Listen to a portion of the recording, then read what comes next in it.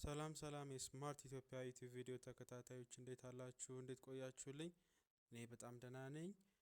ዛሬ ይዤላችሁ የመጣሁት እንግሊዘኛ ወርዶችን እንዲሁም ደግሞ ፍሬዞችን ጠቃሚ ናቸው። ዴይሊ ዩዝ ፍሬዝ ኤንድ ሴንተንስስ ዊዝን ወርድ እነዚህን በደንብ እያየን ነው የምንመጣው ማለት ነው።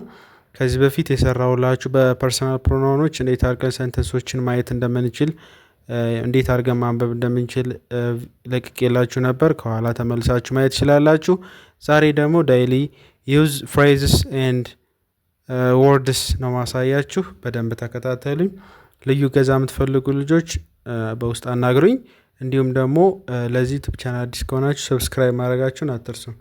ስለዚህ እዚህ ጋር የምናገኘው መጀመሪያ ላይት ሚ ስንል is a phrase so ሌት ሚ ስንል ፍቀድልኝ እንደማለት ነው። ፍቀድልኝ ሌት ሚ ስንል ፍቀድልኝ እንደማለት ነው።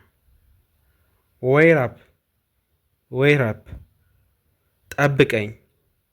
ዌይት አፕ ጠብቀኝ እንደማለት ነው። this word easily በቀላሉ easily ማለት በቀላሉ እንደማለት ነው። አንድን ሰው ፕሊዝ ስትሉት ፖላይት this one is polite word በትህትና አንድን ሰው ስታናገሩት የምትጠቀሙበት ወርድ ነው ወይም ደግሞ ቃል ነው።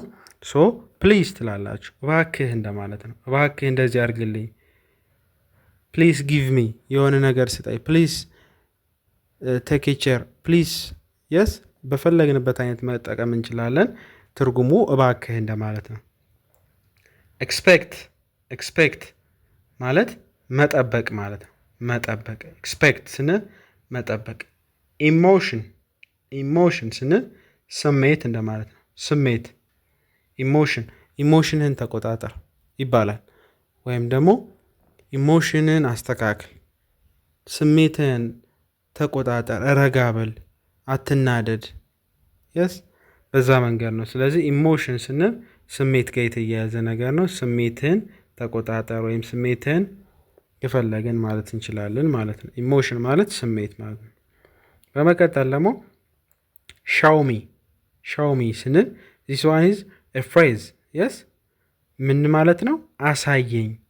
የሆነ ነገር መጠየቅ ፈልጋችሁ እንዲያሳያችሁ ከፈለጋችሁ ሻውሚ ትሉታላችሁ። አሳየኝ ወይም ደግሞ እንዲያሳያችሁ የምትፈልጉትን ነገር ስፔሲፊክ አድርጋችሁ ከነገራችሁት በኋላ ሻውሚ ትሉታላችሁ ወይም ትሏታላችሁ። አሳየኝ እንደማለት ነው። ሻውሚ አሳየኝ። ቴላስ ስንል ይህም ፍሬዝ ነው። ምን ማለት ነው? ንገረን እንደማለት ነው። አንድ ሰው እንዲነግረን የሆነ ነገር እንዲነግረን ከፈለግን ቴላስ እንለዋለን። ንገረን ቴላስ። ኔክስት ጊቭ ሂም ምን ማለት ነው? ስጠው። ጊቭ ሂም ስንል ስጠው እንደማለት ነው። ስጠው ለሰንበዲ እንዲሰጠው ስንፈልግ ጊቭ ሂም እንላለን። ስጠው።